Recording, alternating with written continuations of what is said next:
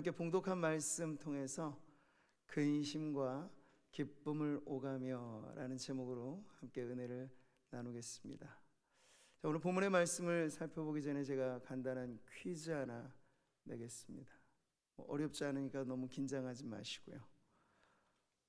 장애인의 반대말이 무엇일까요? 선뜻 대답이 안 나오니까 제가 보기를 드리죠. 1번 정상인, 2번 비장애인.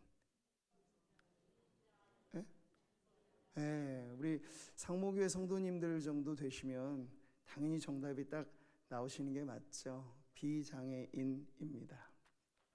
그러나 사회적인 통념과 여전한 인식의 부족은 장애인과 반대말을 정상인으로 생각을 합니다. 그러면 장애라는 건 뭔가 비정상적이다라는 전제가 깔려져 있는 거죠. 우리나라에서 1991년을 법정 기념일로 장애인의 날로 이렇게 정할 때 취지는 분명합니다. 이런 일반의 국민들 안에 장애에 대한 인식 개선, 이게 중요한 취지고요. 또 장애인 당사자들의 재활 의지를 이렇게 높이고자 법정 기념일로 정하게 된 것이고요. 교회도 그런 부분에 더욱더 앞장서 나아가서 또 우리 안에 있는 믿음의 한 가족된 우리 장애인 성도들, 이 자녀들에 대한 관심과 또 함께하는 그 동행, 아름다운 동행, 우리의 사명이라고 하는 것을 꼭 기억하시면서 함께하는 저와 여러분 되었으면 좋겠습니다. 장애인에게는 따뜻한 관심과 사랑과 돌봄이 늘 필요합니다.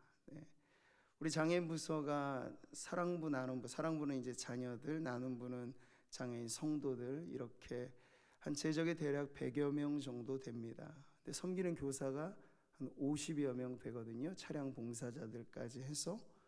어떻게 생각하시기에 많아 보이십니까? 적죠. 장애인 한 명당 사실은 돌보며 섬길 교사들은 1대1의 매칭도 때로는 부족하게 여겨질 때가 있어요. 그러니 오늘 2부 예배 참여하신 성도님들 중에 이곳저곳 많은 곳에서 섬기시는 분들이 또 한 번 섬기시라고 하는 건 부담이 될 수 있지만 예배 은혜 받고 돌아가시고 이것이 전부인 성도님들은 한번 마음을 여셔서 여러분의 시간을 드리고, 작은 것입니다. 많지 않아요. 그런 부분들 함께 하셔서 장애인 부서 섬김에는 은혜가 있고 이것은 놀라운 특권이라고 여기셔서 함께 여러분 이 귀한 사역에 동역하시는 우리 성도님들 되시기를 축복합니다. 자, 오늘 말씀에서 보면요, 우리는 또 한 사람의 이름을 발견을 하죠. 먼저 우리는 지난 시간에 빌립보서에서 사도 바울이 소개한 바로 그런 사람이 누구인가 들어보았습니다. 누구죠, 여러분? 내 머릿속에 지우개가 벌써 다 지어놨습니까? 디모데죠. 그는 인품이 참 진실했고 신앙은 참 신실했고 무슨 일을 맡겨도 참 성실했던 사람. 그래서 바울이 생각할 때만 그래, 바로 저 사람이야. 늘 뿌듯하고 용기를 얻을 수 있는, 그래서 빌립보 교회에 보내고 싶었던 거예요. 바울은 떨어져 있으니, 옥중에 갇혀 있으니 사랑하는 교회를 돌보고 우리 간의 소식을 나눔으로 아름다운 이 격려와 위로를 나누기 위해서 디모데를 보내고 싶었던 거예요. 그런데 오늘 말씀을 우리가 보니까 시간의 순서대로 보자면 디모데보다 먼저 보낸 사람이 여기 나오는 거예요. 그 이름이 에바브로디도라는 사람입니다. 그러나 에바브로디도를 너에게 보내는 것이 필요한 줄로 생각하노니, 또 있죠. 그러므로 내가 더욱 급히 그를 보낸 것은, 여기서 보면 시점으로 따지자면 에바브로디도가 디모데보다 먼저 빌립보 교회에 간 것입니다. 급하게 보낸 데는 이유가 있겠죠. 무슨 이유가 있을까요? 그 이면에 우리는 몇 줄 안 되는 이 본문이지만 그 안에 에바브로디도라고 하는 사람이 죽을 고생을 하고 그 사경을 헤매다가 이제 막 회복되어서 빌립보 교회에 디모데보다 먼저 급하게 보내진 사실을 알게 됩니다. 여기 보시면요, 그가 병들어 죽게 되었으나 무슨 병인지 몰라 그러나 죽을 병이라는 것은 알죠. 그가 그리스도의 일을 위하여 죽기에 이르러도 이 병의 와병 상태가 언제였는가 시점도 우리는 알지 못하지만 대략 우리는 그렇게 구성해서 생각해 볼 수 있습니다. 빌립보 교회를 대표해서 파송된 에바브로디도 그가 빌립보라고 하는 지역에서부터 바울이 있는 이 로마까지 이르는 길은 매우 먼 길이었습니다. 아무리 빨리 가도 한 달 이상의 여행의 경로가 되는, 근데 여러분 고대 여행에는 이동수단의 불평과 시간적인 그런 문제만 있었는가? 그게 아니고 매우 큰 위험이 그 사이에 도사리고 있었습니다. 에바브로디도가 바울에게 보내질 때 그냥 보내졌습니까? 그에게 연보를, 특별 헌금을, 바울을 옥중에 갇힌 우리 사도를 잘 뒷바라지 해줘라 하는 그런 목적 헌금을 가지고 갔단 말이죠. 그 품에 재정을 이렇게 하나가득 품고 가는 여행이라 더욱이 위험함이 도사리는 거죠.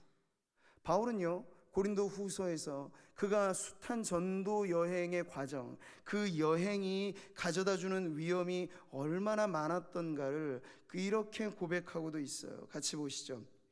여러 번 여행하면서 강의 위험과 동족의 위험과 이방인의 위험과 시내의 위험과 광야의 위험과 바다의 위험과 거짓 형제 중에 위험을 당하고, 아멘.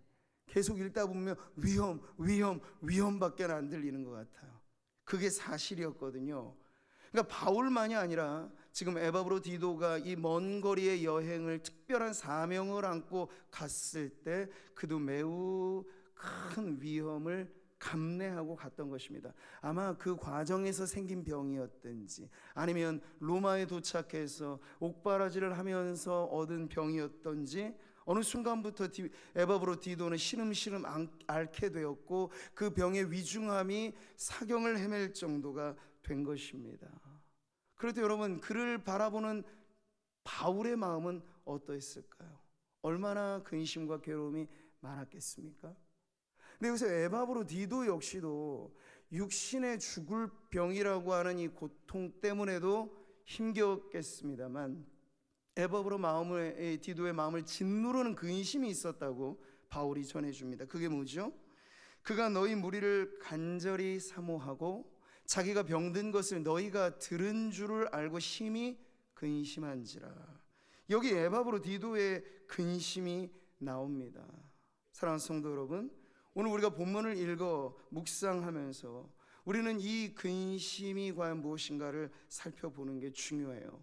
근데 먼저는 지금 에바브로디도에게 있어서는 질병의 문제였고 바울 역시도 그는 기본이 고난인 이 삶을 살고 있잖아요.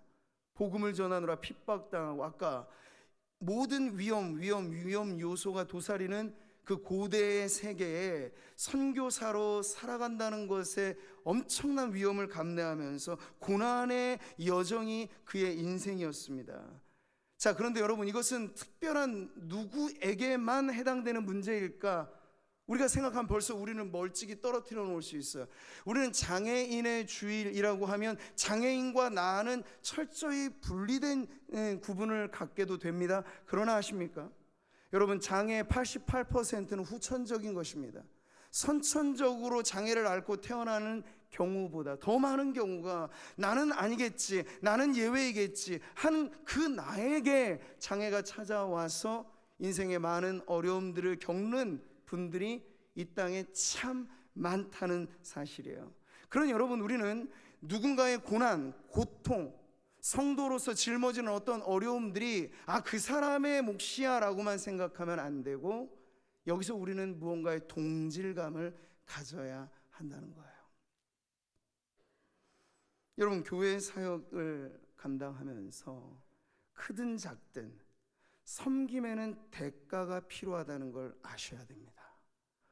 농부가 봄에 씨를 뿌리고 가을에 거두는 그 전 과정에 나는 수확은 기대하지만 땀 흘리고 싶지는 않아. 그걸 이름하여 도둑놈 심보라고 하죠. 땀은 흘리게 마련입니다. 섬김에는 대가가 있습니다. 시간도 물질도, 또 교회 일을 하노라면 진이 빠질 때도 있고, 마음을 너무나 많이 써서 무너져 버릴 것 같은 어려움을 겪을 때도 있습니다. 근데 그것을 어떻게 여기시라고요? 마땅히 여기십시오. 네, 이것이 바로 성도로서 기본의 신앙생활을 하는데도 환난이 있다면, 한 걸음 더 나아가 주님의 몸된 교회를, 하나님의 나라를 위하여 섬길 때 어찌 고난 없겠으며, 어찌 문제 없겠으며, 어찌 괴로움이 없겠습니까? 그것을 받아들이면서부터 섬김은 더 깊어지게 되어 있습니다. 우리 말씀을 같이 한번 보실까요? 우리가 하나님의 나라에 들어가려면 많은 환난을 겪어야 할 것이라. 아멘. 그렇습니다. 특별한 사명자에게만 아니고 성도라면 누구나 걸어가는 그 길이 넓은 길 아니기 때문에 환난이 있고, 넓은 문이 아니기 때문에 고난도 있는 것이죠. 자, 그런데 이것까지만 말하면 성도님들이 또 마음의 근육이 위축될 수 있어요. 그렇지 않아도 섬기는데 용기가 필요한데, 섬김에는 대가가 필요하다고 하면 나보고 하지 말라는 얘기인가? 아니요, 여러분. 섬김에는 대가만 있는 것이 아니라 영광도 있습니다.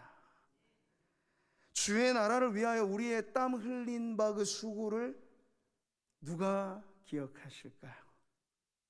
우리가 하나님 나라에 이르러 성도들의 가슴에 붙여지는 훈장은 무엇일까? 바로 여러분이 수고한 그 땀이며 고난의 여정이 주님 앞에 서는 그날에 우리에게 붙여질 훈장이 될 것입니다.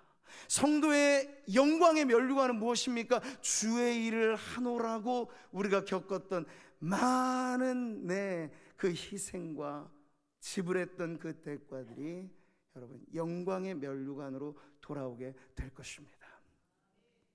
영적인 농부가 되어서 씨앗을 뿌릴 때 꼭 눈물이, 땀방울이 필요하거든. 여러분 그것을 걱정하지 마시고 마음껏 쏟으며 흘리며 그 섬김을 감당하시기를 축복합니다.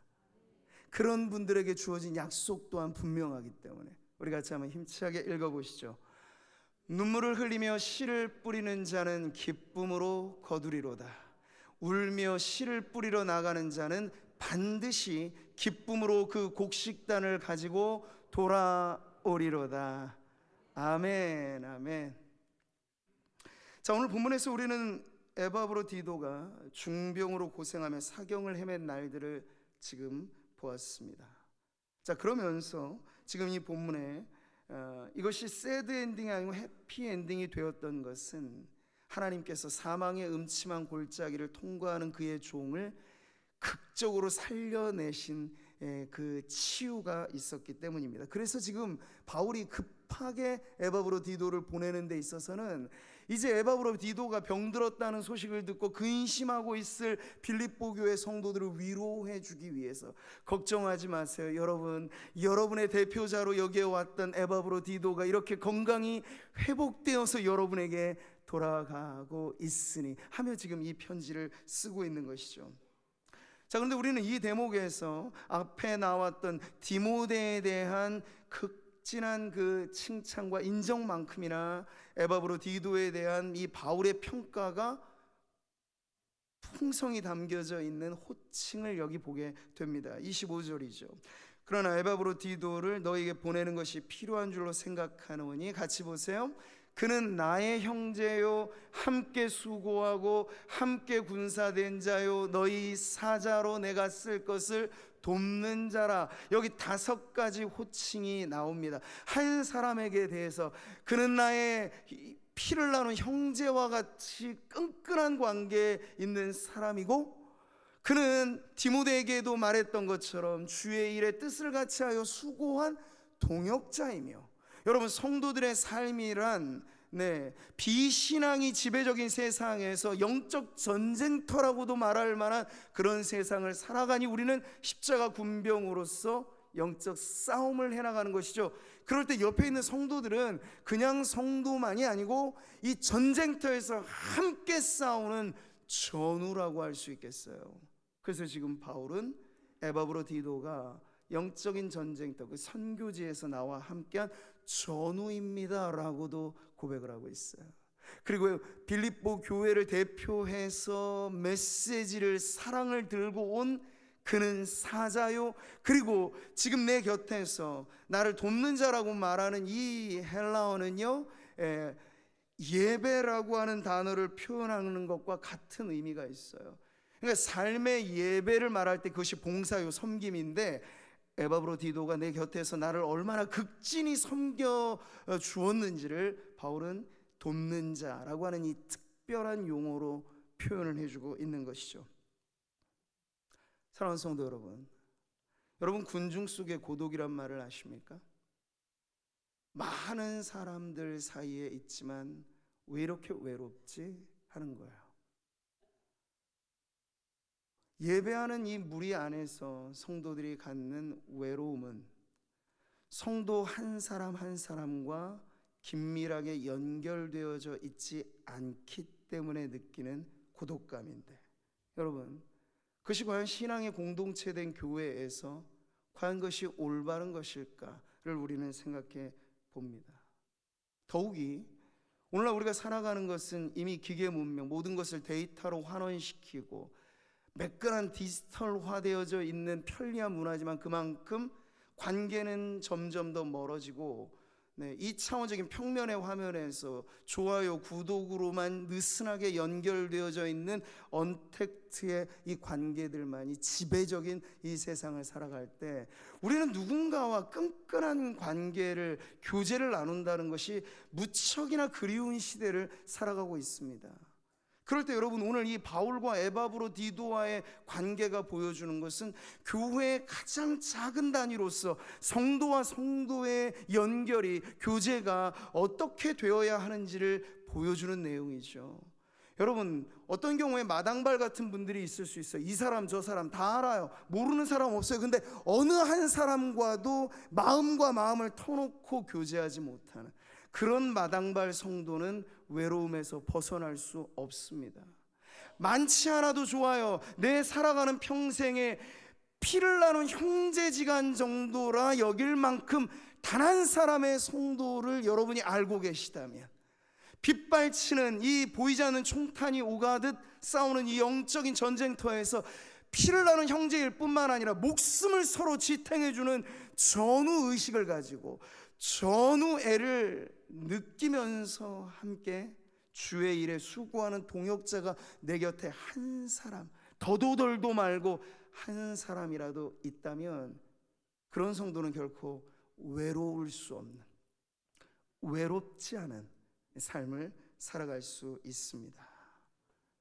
오늘 바울이 에바브로디도에 대한 이 다양한 호칭 속에 담겨져 있는 한 성도의 가치를 예배하는 우리 성도님들이 본인의 삶을 통해서 누리시기를 축복합니다.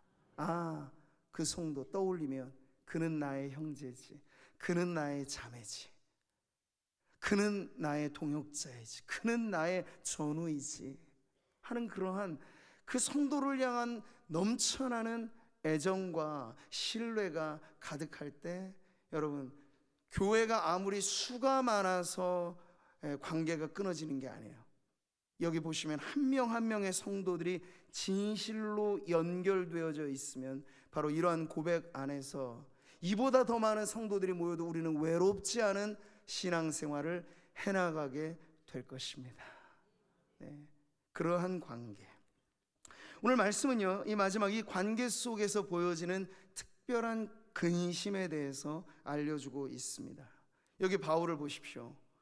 우리가 바울을 생각할 때 지나치게 영웅전에 나올 법한 주인공으로 생각하면 안 돼요. 찔러도 피 한 방울 안 나올 처럼 완전 무결한 인간 세상엔 없습니다.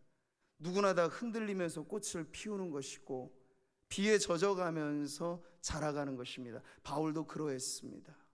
그가 지금 옥중에 있는 것도 때로는 서러운 일인데, 가장 신뢰하고 내 형제라 전우라 생각하는 에바브로디도가 지금 병들어 죽게 되었을 때 바울이라고 하는 사람은 어찌 그것을 보았던가? 근심 속에 짓눌려 있다고 얘기를 하고 있어요. 네, 긍휼이 필요할 만큼 나는 지금 떨리고 하나님의 자비가 없으면 이 해결할 수 없는 근심에 짓눌리고 있다고 여과 없이 자신의 감정을 드러내고 있죠. 27절에 나를 긍휼히 여기서 내 근심 위에 근심을 면하게 하셨느니라.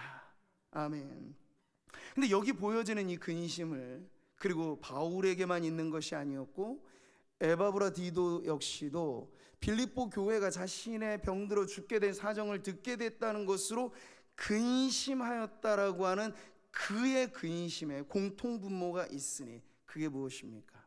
바울, 그는 자기의 어떠한 억울한 사정이나 자신의 형편으로 인하여서는 어지간하면 흔들리지 않을 법한 사람 맞습니다. 그런데 그 주변에 있는 동료들, 주변에 있는 성도들에게 대하여서는 눈물이 마를 새가 없고 흔들리는 그의 근심이 언제나 타인을 향하여, 다른 성도를 향하여, 다른 동역자를 향하여 쏟아졌던 사람이에요. 그러니까 여기 이 근심의 동질성은 나의 고통과 나의 문제에만 집중한 근심이 아니고 바로 당신의 아픔과 바로 당신의 고통이 나에게 근심이 되고 있습니다 라는 근심인 것이죠. 어디 이 두 사람만 그랬겠습니까? 본문에는 나오지 않겠지만 이들의 모든 사정을 알고 있었던 빌립보 교회 성도들의 억장은 얼마나 무너졌겠습니까?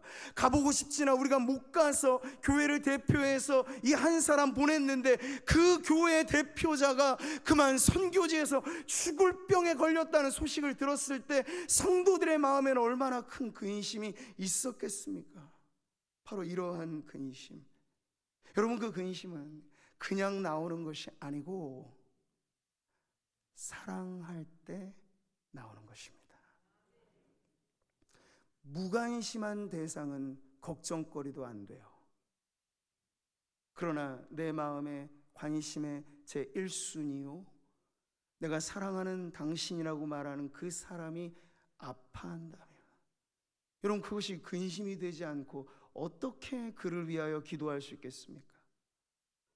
저는 요 근래 들어서 금요철야 때마다 몸과 마음 병들고 아픈 성도들이 너무나 많아서 치유와 회복을 위한 기도를 꼭 하고 있습니다. 그럴 때 떠오르는 성도들 말기 암에 걸려서 이제 병원도 의사도 어쩔 수 없다고 말하는 성도들이 우리 곁에 있을 때 어찌 마음이 안 쓰일 수 있을까요? 여러분의 가장 가까운 가족이 죽을 병에 걸렸다는데 피도 눈물도 없이 마음의 괴로움과 고통이 없을 수 없듯이 교회가, 우리가 가족이라면 누구에겐들 이런 근심과 걱정으로 그 사람을 위해서 기도해 주는 일은 가장 중요한 성도의 교제에 빼놓을 수 없는 것이 될 것입니다. 이제 목사님이 되셨죠? 윤한기 목사님, 그리고 권사님이신 윤복희 권사님. 이 두 남매가 배고라 힘들고 죽을 지경인 어려움 지나갈 때 1972년에 서울국제가요제에서 히트친 노래가 있어요. 뭔지 아시죠? 여러분, 너무 세속적인 부분에서는 잘 모르시나 봐요. 여러분, 지나고 나서 여러 간증들을, 이렇게 두 분의 간증을 들어보면 이게 그냥 대중가요 정도의 의미가 아니고 본인들이 힘들고 외로울 때 누가 날 이해할까? 누가 나를 위해서 마음 쓸까? 누가 내 괴로움을 좀 근심하면서 기도해 줄까? 그러한 와중에 이 노래가 나왔다는 거예요. 그런 면에서 한번 이 가사를 음미해 볼 만하겠죠? 네가 만약 외로울 때면 내가 위로해 줄게. 네가 만약 서러울 때면 내가 너의 눈물이 되어주리. 어두운 밤 험한 길 걸을 때 내가 너의 등불이 되리. 허전하고 쓸쓸할 때 내가 너의 벗 되리라. 마치 우리가 외롭고 힘든 인생을 걸어갈 때 예수님이시라면 우리에게 불러주었을 것 같은 노래가 아닌가 싶어요. 성도들이 모여는 있지만 때로는 교회가 이합집산처럼 느껴질 때가 있으실 거예요. 마음과 마음이 통하지 않고 그저 왔다가만 가는 그 발걸음은 군중 속에 고독을 느끼게 만드는 모임이 되기도 합니다. 그럴 때 누가 나를 알아줄까? 이런 성도들이 지금 우리 옆에 있어요. 그럴 때 누가 그 마음에 위로가 되어줄까요? 바로 내가. 옆에 있는 성도님들을 그렇게 지탱해주고 품어주고 안아주고 고통과 아픔 가운데 있으니 마음 써주고 걱정도 좀 해주고, 그렇게 기도할 때 교회는요, 한 사람 한 사람의 성도들이 연결되어 피보다 친한 그리스도의 보혈로서 형제애를 나누고 전우애를 나누고 함께 섬기는 자리에서 땀 흘려 수고할 때 서로 바라보며 미소 지어줄 수 있는 그런 끈끈한 공동체가 될 것입니다. 사랑하는 성도 여러분, 오늘의 본문이 해피엔딩으로 마무리가 되는 건 참 좋은 일입니다. 그러나 살면서 질병의 문제와 고통의 문제가 여전히 말끔하게 해결되지 않는 현실은 사실 우리의 문제입니다. 산호라면 좋은 일도 있지만 어려운 일도 있고 말끔하게 해결되는 문제도 있지만 여전히 풀어지지 않는 숙제도 있습니다. 그런 성도들이 모인 곳이 교회입니다. 교회가 완전 무결한 성도들의 공동체라면 근심은 필요 없겠으나 우리는 천국 가는 그 길에서 환난의 여정을 지나가고 있는 중에 서로 만나 위로와 용기와 소망을 주고 있음을 언제나 여러분 기억하면서, 저는 오늘 이 말씀을 통해서 바울의 에바브로디도의 바울, 그리고 빌립보 교회 성도들의 이 특별한 근심 속에서 우리가 공동체가 가져야 할 그 사랑을 발견하게 되기를 바랍니다. 성경은 말씀하죠. 즐거워하는 자들과 함께 즐거워하고 우는 자들과 함께 울라. 아멘. 그렇게 오늘 장애인 주일을 맞이하면서 어떤 분들은 1년 365일 중에 하루 이런 날 기념하는 게 무슨 의미가 있을까도 회의적으로 생각하시는 분이 혹 계신데, 아니요, 그렇게 생각하지 마세요. 하루만이라도 좋습니다.